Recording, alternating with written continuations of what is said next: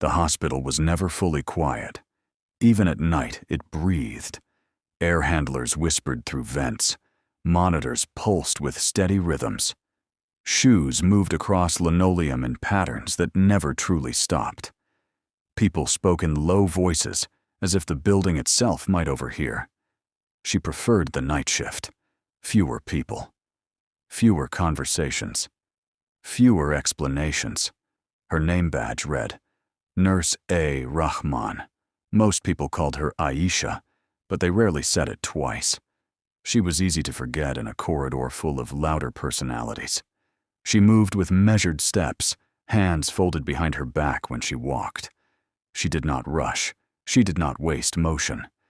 She checked each room in the same order every night, touching the doorframe lightly before entering, as if confirming the structure was still there. In room 314, a man slept under a thin blanket, his chest rising with the ventilator. She adjusted the tubing, verified the waveform on the monitor, and documented the change. No flourish. No commentary. In room 316, an elderly woman stared at the ceiling. Aisha lowered the blinds by 2 inches, just enough to soften the corridor lights, then placed a cup of water within reach. She did not speak unless spoken to. The charge nurse, Martin, stood at the station scrolling through schedules. "She's solid," he had told a resident once. "Doesn't complain, doesn't make mistakes. You barely notice her." Barely notice her.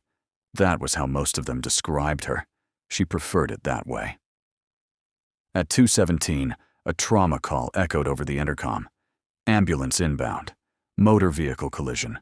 Multiple injuries. The emergency department was already crowded. Doctors gathered at the trauma bay, exchanging clipped phrases. Someone dropped a chart. Someone else swore under their breath. Aisha watched from the edge of the nurses' station. She did not join the cluster. She opened the hospital dashboard on her tablet and scanned admission flow, bed capacity, and staffing distribution. She noticed 3 beds marked available that were not. She marked them manually, leaving a note in the system that would likely be ignored. She noticed a security camera feed that lagged by 4 seconds. She bookmarked the feed.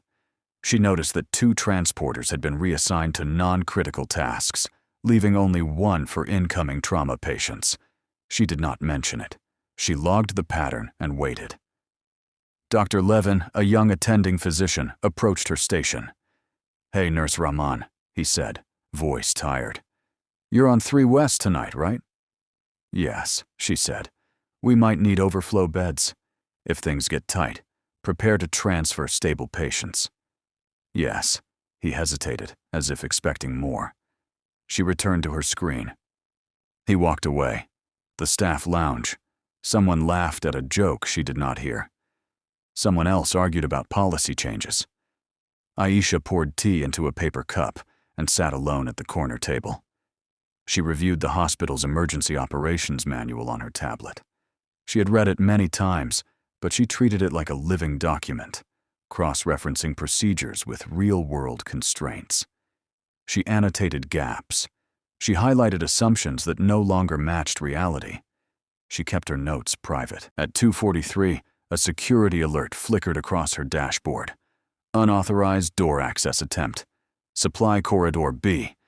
It cleared within 2 seconds. Most staff never saw it. Aisha did. She opened the camera feed. The corridor was empty. The timestamp was wrong by half a minute. She made a note. In the nurses' station, a resident leaned against the counter. "Did you see the memo about protocol updates?" he asked Martin. "Which memo?" Martin replied. "The one about chain of command during internal incidents." Martin laughed lightly. "Internal incidents? This isn't a military base." Aisha listened without looking up. Her shift checklist was precise. Each task had a time block. Each note had a purpose. She finished early and used the remaining minutes to observe. She observed patterns in foot traffic. She observed response times to alarms. She observed who hesitated before entering certain rooms. She did not speculate aloud. At 3:12, The trauma patients arrived. The hallway outside the trauma bay filled with motion. Gurneys rolled in. Voices rose. Orders overlapped. Aisha stood near the medication cart, hands folded, watching the choreography. The system worked when everyone knew their role. Tonight, several people did not. A nurse misheard an instruction and prepared the wrong medication. Aisha corrected it quietly, sliding the correct vial into place without comment. A resident searched for a piece of equipment that was stored in a different cabinet after a recent reorganization.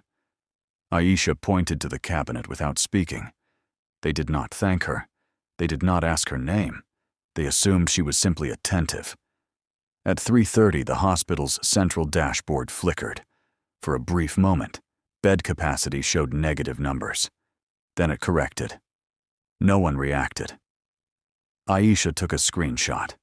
She had worked here for 3 years. No one knew where she had worked before.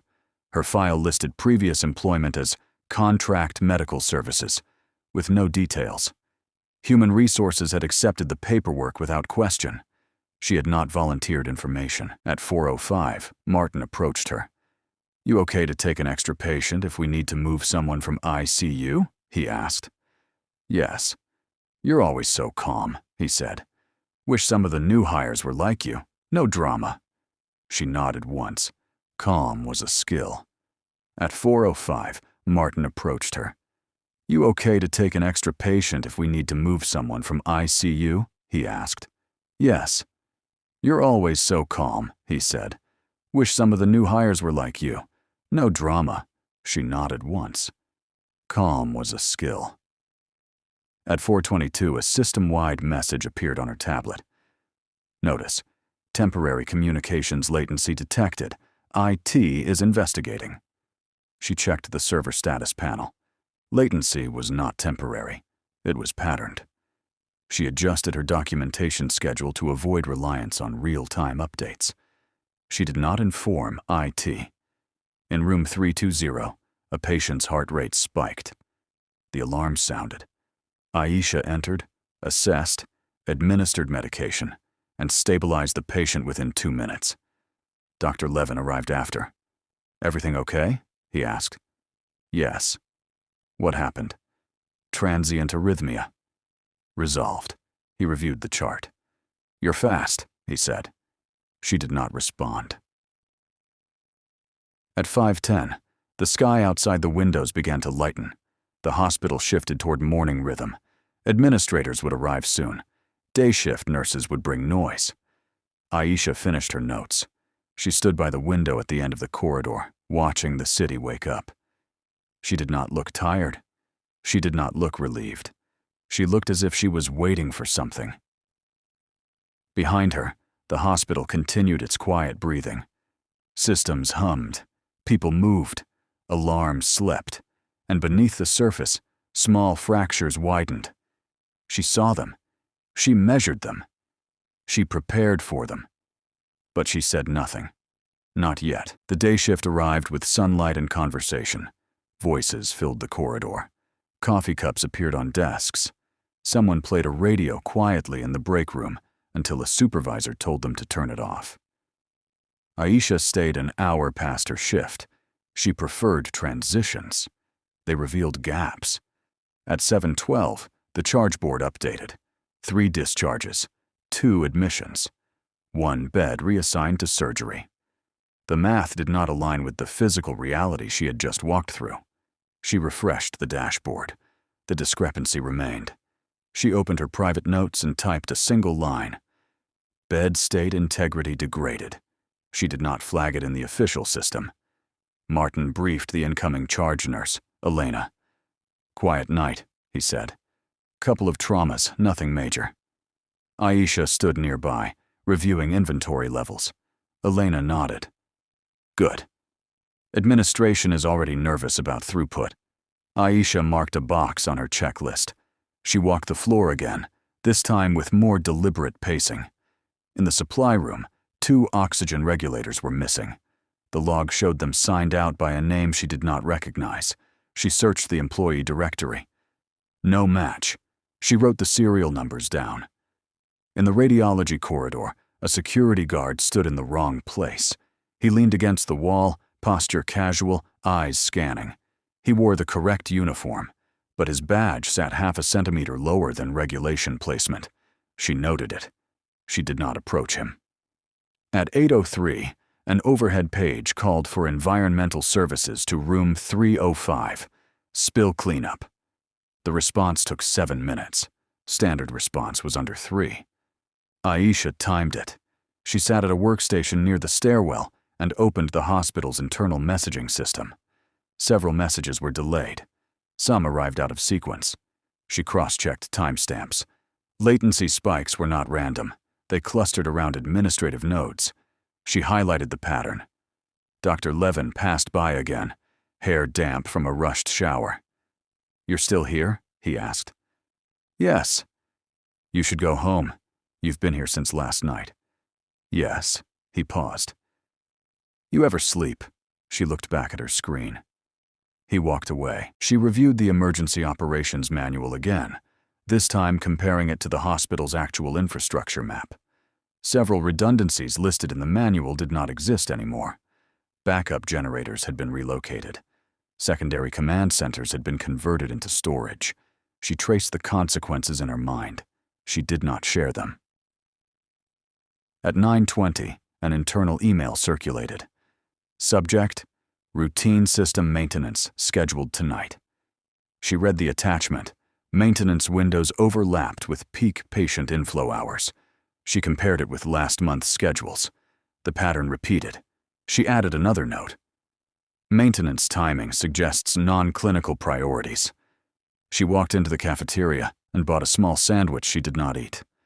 She sat alone again, back to the wall, observing.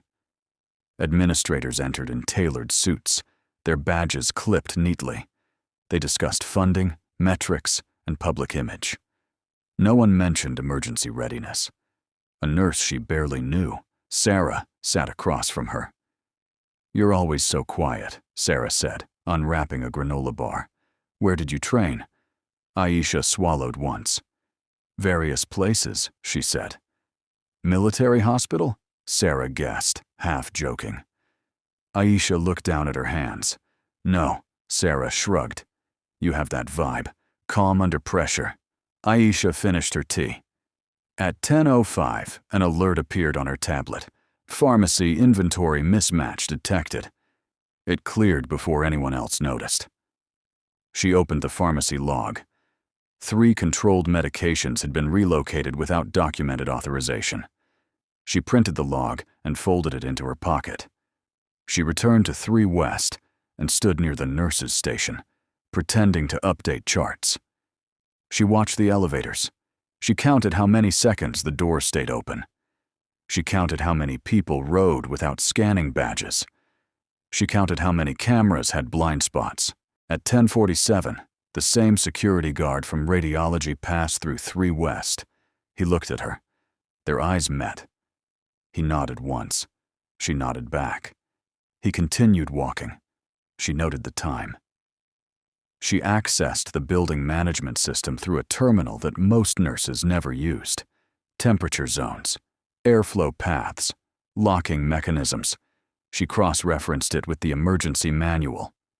2 critical areas lacked independent control. She wrote, "Compartmentalization insufficient." By noon, she finally logged out. She placed her tablet in her bag. She walked through the main lobby, sunlight washing over polished floors. A volunteer smiled at her. "Have a good day, Nurse Rahman." "Yes." Outside, the city noise felt distant. She sat in her car but did not start the engine. She opened her notebook and drew a simple map of the hospital. She marked key nodes, vulnerabilities, control points. She did not write explanations. She did not label it. She memorized it. Then she tore out the page and burned it with a lighter, watching the edges curl and darken. She rolled down the window and let the ashes scatter. She drove home. She slept for 4 hours. Then she woke, made tea, and reviewed her notes again. She prepared for her next shift because patterns were forming, and patterns meant intent. She returned to the hospital at 1840. The evening shift smelled different. Disinfectant mixed with cafeteria food. A low hum of fatigue and voices that had already worked too long.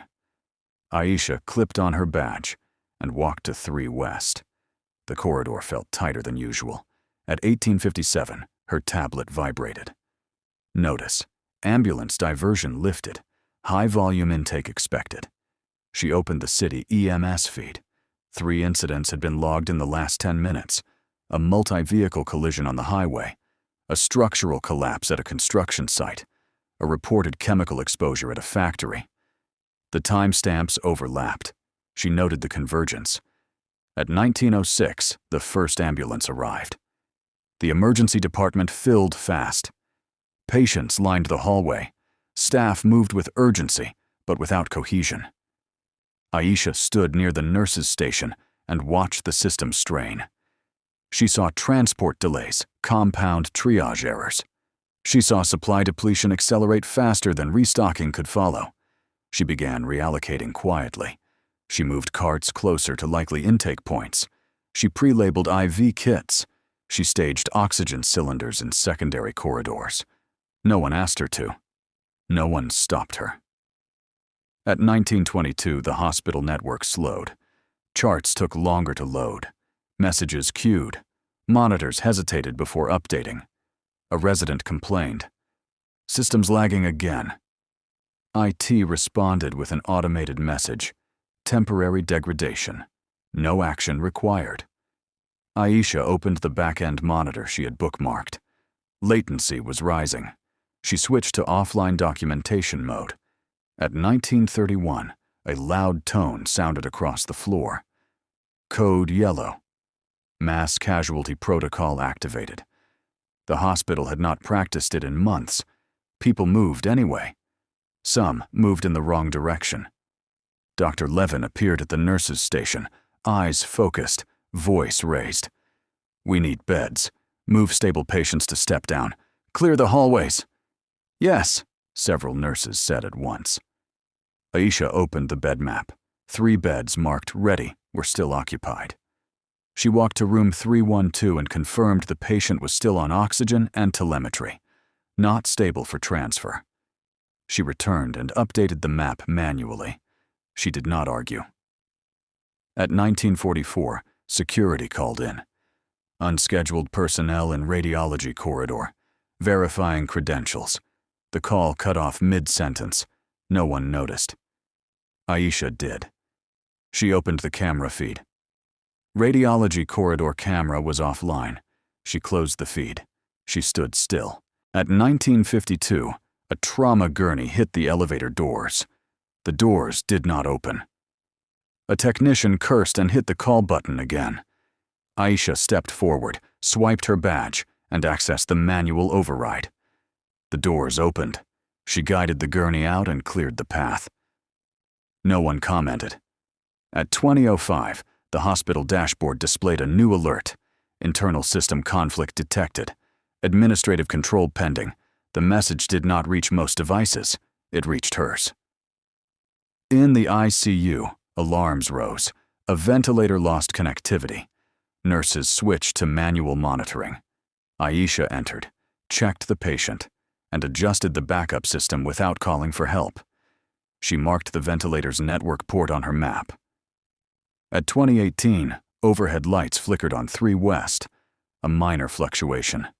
People joked about old wiring. Aisha checked the power management system. Load distribution had shifted, not by accident. At 2025, a man in a suit appeared at the nurses' station with 2 security officers. "I'm from hospital administration," he said. "We're initiating command center procedures. All departments report status." Martin nodded and began giving a summary. Aisha listened. She noted what he omitted. The man's phone rang. He stepped away. His expression changed. He returned, jaw tight. "Communications with city EMS are degraded. We are switching to internal triage priorities." He looked at Aisha briefly. "You, make sure your floor is ready for overflow." "Yes," she said. At 2037, a loud impact shook the building. Someone screamed in the lobby. Aisha felt the vibration through the floor. She opened the security feed. A delivery truck had struck a support pillar in the parking structure. Structural engineers were being contacted. Parking access was restricted. No casualties reported, but the timing aligned too closely with everything else. At 20:44, pharmacy called. "We're missing controlled medications. Inventory mismatches increasing." Martin swore under his breath. IT issue? Unknown. Aisha opened her folded log from the previous day. The serial numbers matched. She did not reveal it. At 20:51, the hospital intranet froze. Staff switched to paper. Orders were shouted. Handwriting varied. Mistakes multiplied. Aisha walked to the stairwell and listened. Footsteps above. Below. Not panicked. Purposeful. She checked her watch. Patterns converged. At 21:03, a patient coding in room 318. Team rushed in. Aisha assisted silently, handing tools before they were requested. The patient stabilized. Dr. Levin looked at her. "You're anticipating everything," he said quietly. She did not answer. At 21:15, an overhead announcement cut through the noise. "Attention all staff. Internal security situation under assessment. Remain at your stations." The message repeated twice. Then the system went silent. In the quiet that followed, the hospital felt different. Not chaotic, constrained, as if something invisible had closed around it. Aisha stood at the center of 3 West, tablet in hand, eyes scanning feeds that others could not see. Security blind spots, network nodes, human movement. This was no longer a cluster of accidents. This was structure. Intent, she felt the weight of it settle. She did not react. She did not alert anyone. She adjusted her posture, closed her tablet, and waited. Because the first phase was ending, and the next phase would require someone to take control. The hospital no longer felt like a workplace. It felt like a system under pressure, stretched to the point where every decision mattered, and no one wanted to be the one to make it. At 21:22, Dr. Levin gathered the staff at the nurses' station. "We're in overflow," he said. "Administration wants us to keep pushing patients upstairs. ICU is full. Step down is full. We improvise." Aisha watched the corridor. Improvisation created blind spots. "Yes," several nurses replied. Aisha did not speak. At 21:30, a stretcher arrived with a patient from the chemical exposure site. Decontamination had been partial. The patient coughed, breathing shallow, eyes unfocused. Aisha checked the chart. Exposure type. Unknown. She looked at the isolation rooms. 2 were marked occupied. 1 was marked under maintenance. She walked to the maintenance room and opened the door. It was empty. She returned to the station. "That room is available," she said quietly. The resident shook his head. "System says maintenance." "It is empty," she said. He hesitated, then waved transport through. At 21:41, an administrator appeared again, flanked by security. "We are consolidating command," he said. "No unilateral actions without approval." Aisha stood still. Martin nodded quickly. "Yes, sir." The administrator looked at Aisha. "Are you in charge here?" "No." He turned away. At 21:52, the network partially restored. New orders flooded in. Some contradicted earlier ones. Aisha cross-referenced. 3 orders would have moved unstable patients. She highlighted them and sent a message to Dr. Levin. Orders conflict with patient stability. Recommend hold. He glanced at his device. He hesitated. He ignored it. At 22:03, a cardiac patient deteriorated during transport. The elevator stalled between floors. Security attempted manual override. It failed. Aisha walked to the control panel, opened the manual elevator interface, and engaged the auxiliary power relay. The elevator descended. The doors opened. She guided the team out. No one asked how she knew the interface. At 22:11, security officers rushed past 3 West. "Unauthorized personnel on 4 East," one said into his radio. Static. The signal cut. Aisha checked the stairwell camera. The same security guard from earlier appeared on 4 East. He was not responding to radio calls. He was walking deliberately. She marked his path. At 22:19, pharmacy called again. "We cannot track narcotics inventory. Administration says to continue dispensing." Aisha walked to the medication room. She verified the cabinets. She locked 2 manually. She placed a handwritten notice on the door. "Authorized dispensing only." "Log manually." Martin frowned. "You can't just do that." "Yes," she said. He hesitated. He let it remain. At 22:27, the power flickered again. This time, a monitor went dark. A ventilator alarm triggered. Aisha switched the ventilator to backup battery and rerouted the patient to a stable circuit. A junior nurse watched her hands. "You've done this before," she said. "Yes," Aisha said. At 22:35, Dr. Levin pulled her aside. "You're acting like you know what's coming," he said quietly. "If you know something, tell me." She looked at him. "I see patterns," she said. "That's not enough." "It is enough." He stared for a moment. He walked away. At 22:48, an internal message appeared on Aisha's tablet. "Administrative Command Center compromised. Temporary relocation in progress." The message was flagged as restricted. It should not have reached her. She read it twice. At 22:55, the administrator returned, voice tight. "We're getting conflicting reports from security. Some of our systems are not responding. Continue standard protocol." Aisha spoke. "Standard protocol is not sufficient." The room went quiet. The administrator looked at her. "You are a nurse?" "Yes." "Then follow instructions." She nodded. She followed instructions. She documented the consequences. At 23:07, a patient arrived with internal bleeding. OR capacity was limited. Surgery delayed. Aisha checked blood bank inventory. Type O negative was critically low. She walked to the blood bank fridge, verified units, and prioritized distribution manually. She bypassed automated allocation. She handed units directly to the surgical team. No one stopped her. At 23:18, the security guard she had been tracking appeared on 3 West. He walked past the nurse's station. His badge still sat slightly too low. He looked at Aisha. "You're efficient," he said. "Yes. You notice a lot." "Yes." He paused. "You should be careful." He continued down the corridor. Aisha watched him disappear into the stairwell. At 23:29, the hospital intercom failed. Handheld radios became the only communication. Channels overlapped. Confusion increased. Aisha distributed printed contingency charts she had prepared earlier. She placed them on walls. She did not explain where they came from. At 23:41, a senior physician confronted her. "Who authorized these procedures?" he demanded, pointing to her charts.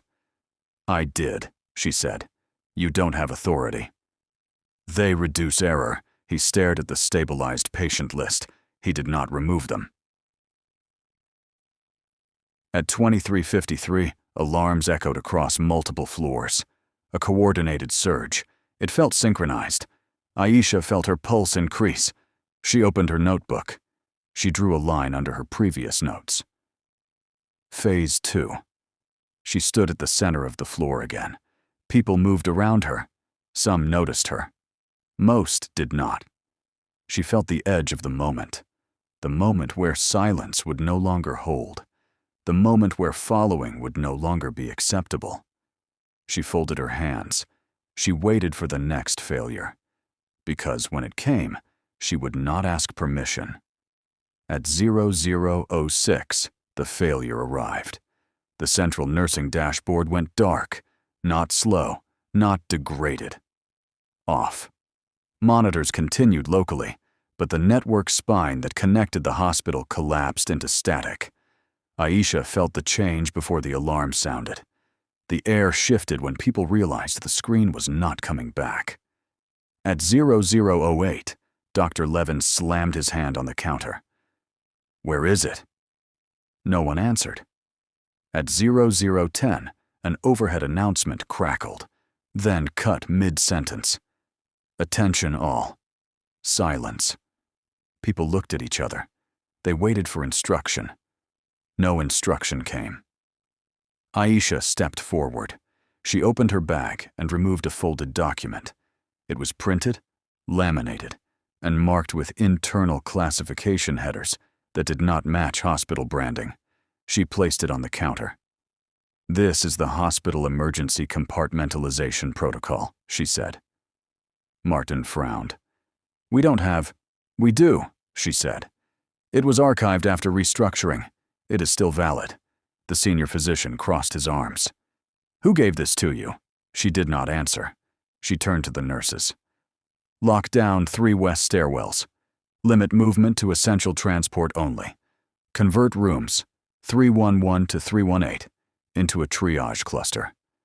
Use manual charting. Assign 1 runner per corridor. Disable automatic dispensing and switch to controlled handoff." Her voice was not raised. It did not need to be. People listened. Dr. Levin hesitated. "This is not coming from administration." "Administration is compromised," she said. He looked at the dark screen. He nodded once. At 0014, she walked to the stairwell and engaged the mechanical lockout. She posted 2 nurses at the doors. "Do not open unless I confirm," she said. They nodded. At 0018, the security guard appeared again. He stopped in front of her. "You're moving fast," he said. "Yes." "You're not cleared for command. I am preventing harm." He studied her. Then he walked away. At 0021, she reorganized staff. She placed the least experienced nurses in stable zones. She placed the most precise ones in triage. She reassigned Martin to logistics, tracking supplies manually. No one questioned her. They needed structure. At 027, she printed a floor map and taped it to the wall. She drew sectors with a marker. This is Sector A. This is B. This is C. Movement only along marked routes. She did not explain the reasoning. She did not need to. At 033, a patient deteriorated in Sector C. Transport required crossing a restricted corridor. She escorted the gurney herself. She controlled the doors. She controlled the timing. She minimized exposure. At 0040, administration called on a handheld radio. "Who is directing 3 West?" the voice asked. "This is Nurse Rahman," she said. "Stand down. Await Central Command. Central Command is offline. Pause. Repeat that." She did not repeat it. At 0047, a doctor confronted her.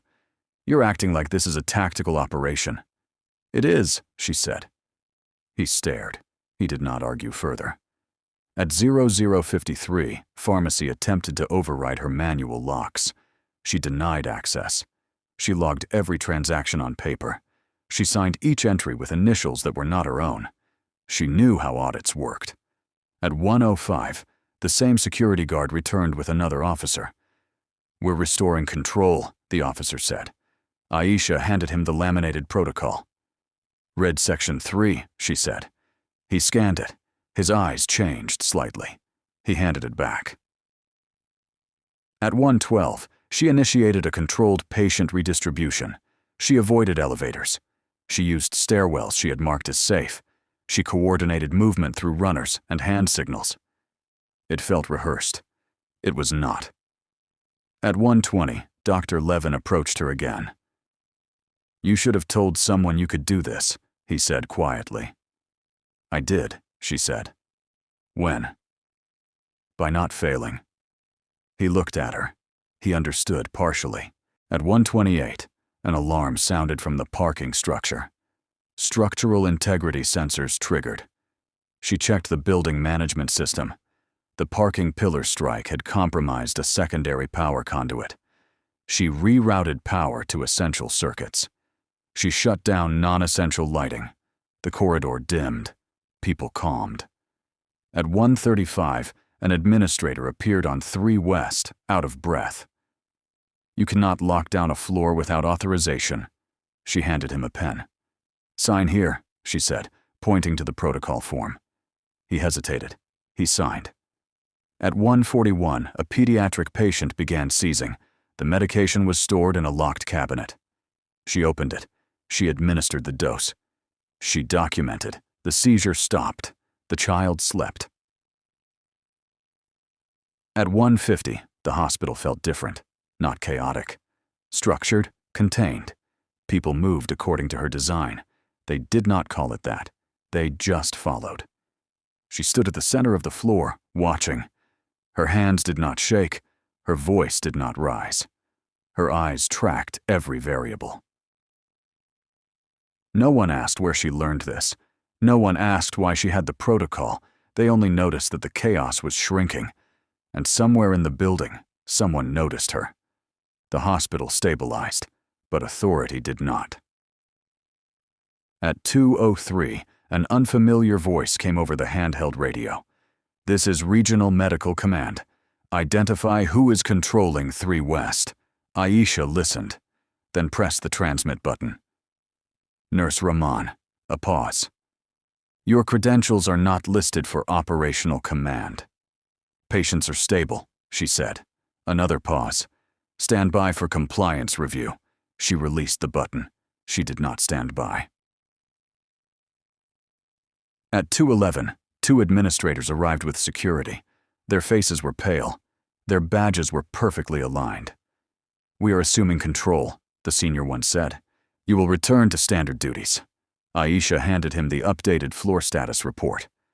"Standard duties are suspended," she said. He looked at the chart. He did not understand half of it. He looked at the corridor. Patients were calm. Staff were coordinated. He looked back at her. "You exceeded your scope." "Yes." "You will be disciplined." "Yes." At 2:18, a doctor she had never met stepped forward. "Who authorized this protocol? Where did you obtain it?" "It was archived. I restored it." "You are not authorized to interpret policy." "It is being interpreted by reality," she said.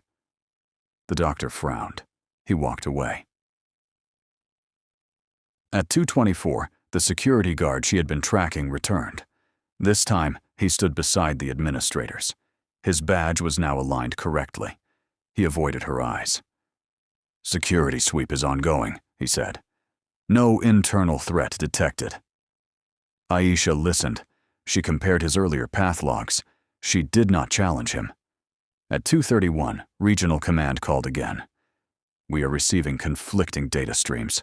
Who is providing manual reports?" "I am," she said. "You are interfering with automated systems. They are compromised. Prove it." She transmitted screenshots, logs, and timestamps. She had prepared them. Silence followed. At 2:40, the administrators gathered in the hallway. They spoke in low voices. "She's a nurse," one said. "This will look bad." "She kept the floor functional," another said. "This will become a legal issue." Aisha listened from inside the station. She continued charting. At 2:48, Dr. Levin approached her. "You're going to take the fall for this," he said. "Yes." "You don't seem worried." "I am." He waited. She did not elaborate. At 2:55, a senior nurse confronted her. "You reassigned my staff without asking. They were needed elsewhere. You bypassed the chain of command. The chain was broken." She looked at Aisha. "You could lose your license." "Yes." The senior nurse looked away. At 3:04, a child's mother approached the nurse's station. "Thank you," she said quietly. "They said my daughter would not make it to surgery in time." Aisha nodded once. She returned to her chart. At 3:12, Regional Command issued a directive. Restore automated systems. Cease manual controls. Prepare for external oversight. Aisha read it. She began restoring selected systems. She left some offline. She prioritized clinical stability over compliance. She did not inform anyone. At 3:12, Regional Command issued a directive. Restore automated systems. Cease manual controls. Prepare for external oversight. Aisha read it. She began restoring selected systems. She left some offline. She prioritized clinical stability over compliance. She did not inform anyone. At 3:20, an administrator stopped her. Why are some subsystems still locked? They are unsafe. You do not have authority to decide that. Yes. He stared at her. He did not override her. At 3:29, a security officer whispered to her as he passed. They're asking about your background. Yes. Anything we should know? No. He looked unconvinced. He walked away. At 3:37, the floor was quiet again. Patients slept. Staff whispered. Administrators argued in conference rooms. Aisha stood at the window at the end of the corridor. She looked at the city lights. She did not look satisfied. She looked tired. She opened her notebook and wrote one line. Stability achieved. Exposure inevitable. She closed it. At 3:45, Dr. Levin joined her at the window. You're not what you appear to be, he said. I am a nurse. You knew building control systems, security protocols, emergency compartmentalization, crisis command. I am a nurse, she repeated. He watched her for a long moment. Who were you before this? She did not answer.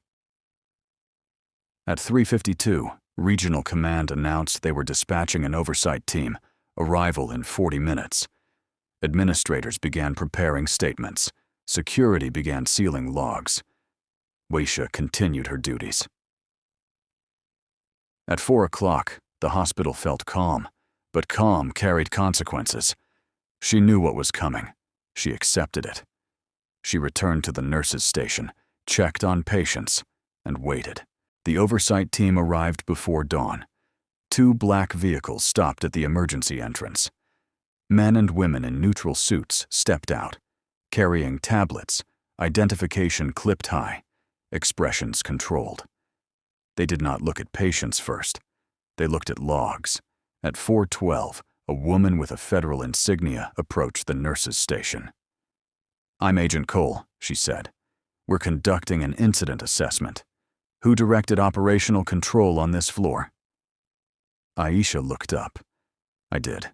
The agent studied her badge. You exceeded clinical authority. Yes. Why? Because delay would have harmed patients.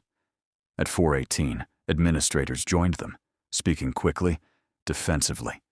She acted independently, one said. We had protocols, but protocols were archived, Aisha said. The administrator stiffened. They were archived for a reason. Patients were not archived. Silence followed. At 4:25, Agent Cole walked the floor with Aisha.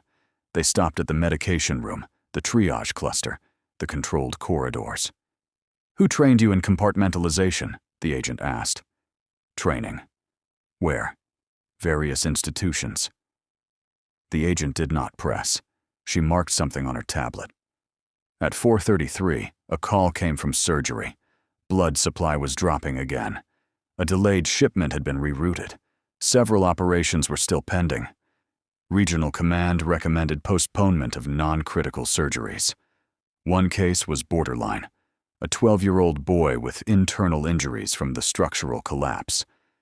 Delay would risk organ failure. Proceeding would exhaust the last O-negative units. The administrators convened. We cannot justify this, one said. Blood bank reserves are critical. He will die without surgery, Dr. Levin said. He may die with surgery, and then others will too. They looked at Aisha. She listened. At 4:41, Agent Cole turned to her. You directed earlier resource allocation. What is your recommendation? Aisha looked at the blood inventory. She looked at the surgical schedule. She looked at the boy's chart. She did not look at the administrators. Proceed, she said. This will leave us exposed, the administrator said. Yes. You are not responsible for regional inventory.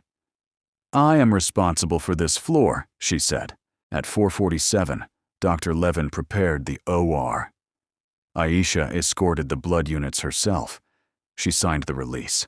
Her initials were clear. She knew her signature would be reviewed. At 4:55, Agent Cole watched from the hallway. You understand this will be scrutinized, she said quietly. Yes. You may be blamed if shortages occur. Yes. At 5:10, the surgery began. Aisha waited outside the OR. She monitored vitals on a secondary screen. She listened to the rhythm of the ventilator. She counted minutes. At 5:36, administrators received a regional update. A backup blood shipment had been located. Arrival expected in 90 minutes. The boy might live. The hospital might not face shortages. But the decision was already recorded. At 5:42, Agent Cole stood beside Aisha. You made a unilateral decision that affected regional planning. Yes. Why not defer to command? Command was delayed. You could have waited. He could not. The agent nodded once. At 6:05, surgery reported success. The boy was stable. Staff exhaled. A nurse cried quietly in the hallway. Aisha did not react. At 6:12, administrators began drafting reports. Security collected logs. Aisha handed over her notebook. She did not remove anything. At 6:20, Agent Cole returned her notebook. You kept records better than our systems, she said. Aisha closed it. At 6:28, Dr. Levin approached her. You just traded your career for that child, he said. Yes. Do you regret it? No. At 6:35, the hospital shifted into morning routine again. Daylight washed over corridors that had held chaos hours earlier. People moved quietly, exhausted, respectful. Aisha stood at the nurse's station and updated charts. She did not seek acknowledgement. She did not seek defense. She had crossed the threshold. She had chosen patience over protocol. She would accept whatever came next. Morning arrived without ceremony. No announcement, no victory, just daylight. At 6:52, Regional Command assumed full operational control. Uniformed technicians replaced handwritten charts with digital terminals. Network engineers restored core systems. Security teams sealed corridors, cataloged access logs, and interviewed staff. Aisha stepped aside when told. She did not resist. At 7:03, Agent Cole met her in a quiet consultation room, a glass wall, a table, 2 chairs. You understand we will review everything, the agent said. Yes. You will likely face disciplinary proceedings. Yes. You may lose your position. Yes. Aisha folded her hands. At 7:10, Dr. Levin passed the room and looked in. He did not enter. At 7:18, a senior administrator entered. He carried a printed report. You created a parallel command structure, he said. You bypassed executive authority. You controlled pharmacy distribution and security access. Yes. You saved patients, he said, almost reluctantly. But you exposed us legally. Yes. He paused. You did not notify leadership of your capabilities. They did not ask, she said. At 7:25, Agent Cole reviewed her file. Your employment history is incomplete, she said. Contract medical services. No institutions listed. Yes. You held certifications that exceed typical nursing scope. Yes. You understood infrastructure and crisis command beyond clinical training. Yes. Aisha met her eyes. I am a nurse, she said. The agent watched her for several seconds. At 7:33, the boy from surgery was transferred to ICU. Aisha walked past the room and looked in. He slept, ventilated, stable. His mother sat beside him, hand on the bed rail. She did not notice Aisha. Aisha did not stop. At 7:41, a briefing took place in the main conference room. Administrators, Regional command, legal counsel, and security leaders spoke in measured voices. Aisha was not invited. She remained on the floor, finishing chart updates.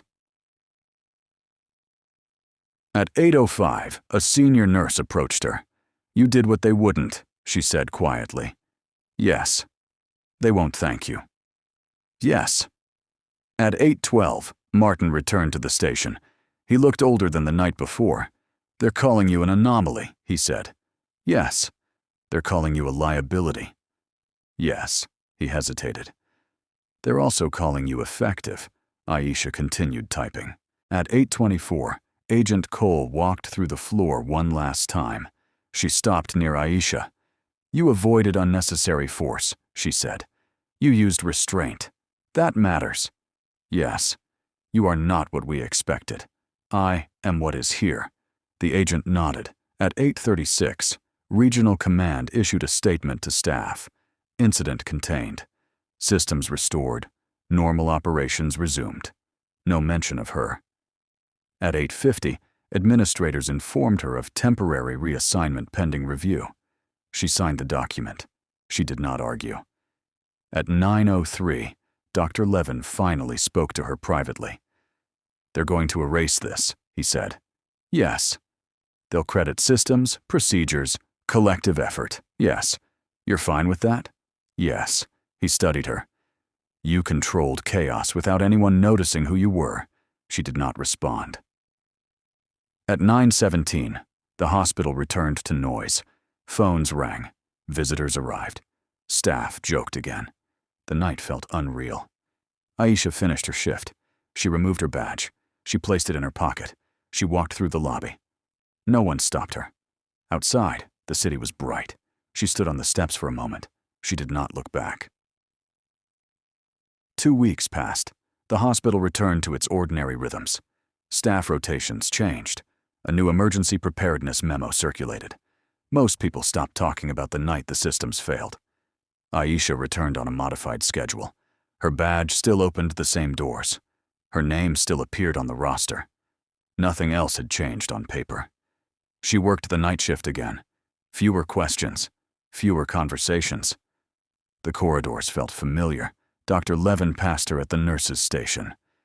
"They closed the review," he said quietly. "Yes." "No formal reprimand. No commendation." "Yes." They cited collective staff response and institutional resilience. "Yes." He waited for a reaction. She updated a chart. Martin stopped by with coffee. "They're implementing your compartmentalization layout," he said, "calling it a new safety initiative." "Yes." "They didn't mention you." "Yes." He watched her for a moment. "You could have been something else."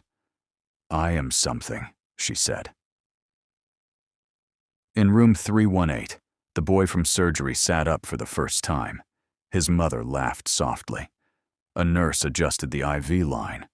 Aisha watched from the doorway for a moment. Then she moved on. At 2:14, a system alert appeared on her tablet. Routine maintenance. Non-critical. She opened the dashboard. Everything was stable. She closed it. She walked to the end of the corridor and stood by the window. The city lights were distant. Her reflection in the glass looked like any other nurse on a night shift. Her phone vibrated once. A message with no sender name. "Heard you handled it." She did not reply. She deleted the message. She returned to the nurse's station. She adjusted a monitor. She corrected a medication label.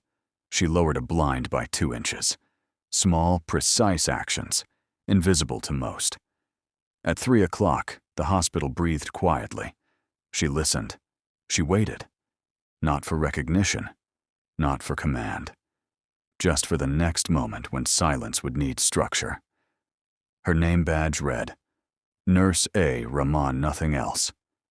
And that was enough.